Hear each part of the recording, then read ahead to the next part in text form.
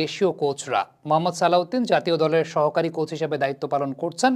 তালহা জুবায়েরকে champions ট্রফির যে প্রস্তুতি ক্যাম্প, সেই প্রস্তুতি ক্যাম্পে ডেকে পাঠানো হয়েছে এবং তিনি দলের সঙ্গে কাজও করছেন। বাংলাদেশ ক্রিকেট বোর্ডকে একটা ব্যাপারে সাধুবাদ জানাতে হয় যে মোহাম্মদ সালাউদ্দিনকে অবশেষে ন্যাশনাল কোচিং প্যানেলের অন্তর্ভুক্ত করা হয়েছে এবং একেবারে হেড কোচের দায়িত্ব না, ফিল সিমন্সের অধীনে তাকে কিন্তু গ্রুম আপ করানো হচ্ছে, যে বিষয়টা আসলে খুব গুরুত্বপূর্ণ একটা ব্যাপার। যে হ্যাঁ, আমরা প্রত্যেকেই জানি যে ইন্টারন্যাশনাল সাইডকে কোচিং করানো বা ন্যাশনাল টিমকে কোচিং করানো, এটার জন্য একটা প্রস্তুতির ব্যাপার আছে, আলাদা করে একটা প্রস্তুতির ব্যাপার আছে। গেম প্ল্যানগুলো হ্যাবিচুয়েটেড হওয়ার একটা ব্যাপার আছে। 3টা ফরম্যাটে ক্রিকেট হয়, সেগুলোর প্রেশার সামলানোর ব্যাপার আছে। এই জায়গাটায় একজন অভিজ্ঞ কোচের অধীনে মোহাম্মদ সালাউদ্দিনকে কিন্তু সেই জায়গাটায় তাকে ফ্রিডম দিয়ে কাজ করতে দেয়া হচ্ছে। এবং আপনি যদি বলেন যে বিগত কয়েক মাসে বাংলাদেশের রেজাল্টের জায়গাটা, ওয়েস্ট ইন্ডিজের মাটি থেকে বাংলাদেশ কিন্তু টেস্ট জিতেছে, ওয়েস্ট ইন্ডিজের মাটি থেকে বাংলাদেশ টি-20 সিরিজ জিতেছে। সো আউটকামটা যে একেবারেই হয় না, এই বিষয়টা কিন্তু সেরকম না। আমি বেশ কয়েকটা ইতিবাচক পরিবর্তনের জায়গা নিয়ে একটু কথা বলতে চাই। টেস্টে একটা ইনিংস আপনার মনে আছে কিনা যে বাংলাদেশ পিছিয়ে আছে, অল আউট হয় নাই, পিছিয়ে আছে ওয়েস্ট ইন্ডিজের তুলনায়, তারপরও বাংলাদেশ ইনিংস ডিক্লেয়ার করেছিল। ইনিংস ডিক্লেয়ার কেন করেছিল? যাতে বোলারদেরকে একটু সুযোগ দেওয়া যায় যে প্রথম সেশনের মধ্যেই ওয়েস্ট ইন্ডিজের 5-6টা উইকেট ফেলে দেওয়া যায়, কন্ডিশনের সুবিধাটাকে কাজে লাগে। এবং বোলাররা কিন্তু সে আস্থার প্রতিদানও দিয়েছিলেন। কয়েকটা ক্যাচ মিস না হলে ওয়েস্ট ইন্ডিজের হয়তোবা আরও খারাপ অবস্থা হতে পারত। কিন্তু এই যে ঘটনাটা কিন্তু এর আগে বাংলাদেশের ক্রিকেটে আসলে এইভাবে দেখা যায় না। সো গেম প্ল্যানে মানসিকতার পরিবর্তনের জায়গাটাও কিন্তু একটা ইতিবাচক দৃষ্টিভঙ্গির জায়গা দেখা গেছে। আমি প্রিটি মাচ শিওর এই ঘটনাটা যদি অস্ট্রেলিয়া করতো, ইংল্যান্ড করতো, ইন্ডিয়া করতো, আমাদের দেশের মানুষরা আমরা খুব গ্লোরিফাই করতাম, ওভার গ্লোরিফাই করতাম যে দেখেন কি ক্রিকেটিং কালচার। অথচ এটা যখন বাংলাদেশ করেছে তখন কিন্তু সোশ্যাল মিডিয়া দেখছিলাম যে ম্যাক্সিমাম লোকজন এই বিষয়টাকে পজিটিভলি নেন নাই। বাট এই যে একটা দৃষ্টিভঙ্গির পরিবর্তনের জায়গাটা, যে টেস্ট ম্যাচ ক্রিকেটে আমি পিছিয়ে থাকতে পারি, আমি অপোনেন্টের চাইতে আমার রান পিছিয়ে থাকতে পারে, আমি ডিক্লেয়ার করে দিলাম লেটস টেক আ চান্স। আমরা ওই ড্রর জন্য খেলবো বা নেগেটিভ ক্রিকেট না খেলে আমরা একদম পজিটিভ ব্র্যান্ডের ক্রিকেট খেলবো। আরেকটা যে টেস্টটা বাংলাদেশ জিতলো, ওই টেস্টটা যদি খেয়াল করে দেখেন, বাংলাদেশ কিন্তু বাস বলের মতো ক্রিকেট খেলেছে। অর্থাৎ ওই জায়গাটাতে একদম অ্যাটাকিং নেচারের ক্রিকেট, ওয়ানডে স্টাইলে বা টি-20 স্টাইলে ব্যাটিং করা শুরু করেছিল। জাকের আলী অনেককে টেস্ট খেলানো হচ্ছে, সেটাও আমরা দেখতে পাচ্ছি। যেটা তিনি কিন্তু দিন শেষে সফল, স্ট্যাটিস্টিক্যালি তিনি সফল।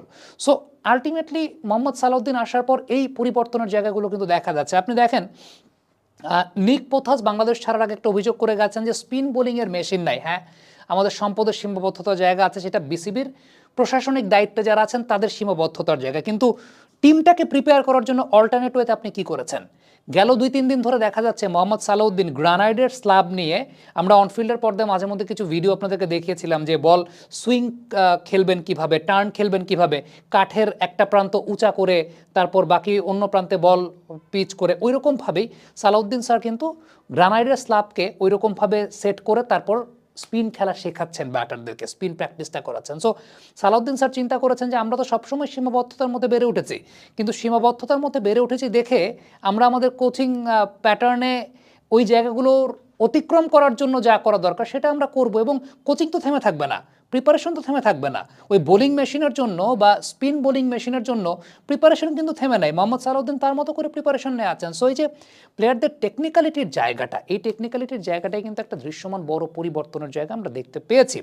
আরেকটা উল্লেখযোগ্য ব্যাপার তালহা জুবায়ের, আমরা তাকে দেখেছি যে তিনি বিপিএলে খুলনা টাইগার্স এই দলটাকে কীভাবে বিনিসুতোর মালায় গেঁথেছেন, তার ইনভলভমেন্ট, তার কোচিং প্যাটার্ন সব কিছুই দেখেছে। আমার কাছে মনে হয় আরও একজন কোচ, স্টিল ন্যাশনাল টিমের জন্য আমি বলবো না, বাট ডেফিনেটলি এই পাইপলাইনের জায়গাটাতে Talha Jubair can serve for a very long time. Under nineteen টিমটা কিন্তু তিনি গোছাচ্ছেন এবং আন্ডার-19 টিমটার সঙ্গে আছেন। আপনারা যদি আন্ডার-19 এশিয়া কাপের খেলা দেখেন, দেখবেন তালহা জুবায়ের যে ইনভলভমেন্টের জায়গাটা, হ্যাঁ, পেস বোলারদের আমরা একটা বেশ অ্যাগ্রেশন দেখতে পেয়েছি আন্ডার-19 লেভেলে, ওই জায়গাটা কিন্তু তালহা জুবায়েরই তৈরি করছেন। নাভিদ নওয়াজের অধীনে তালহা জুবায়েরের বেশ ভালো আমরা তার কোচিং প্যাটার্ন দেখতে পেয়েছি। সো এরকম আরও একজন কোচ কিন্তু বাংলাদেশের রেডি হচ্ছেন।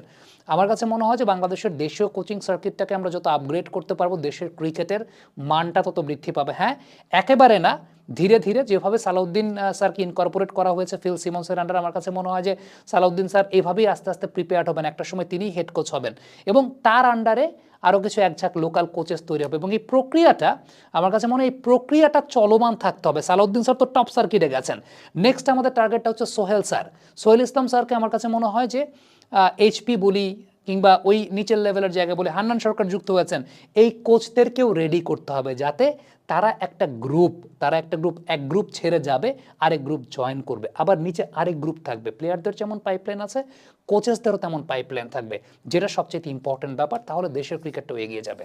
Thank you very much. Comment বক্সে আপনাদের মন্তব্য মতামত জানতে চাই।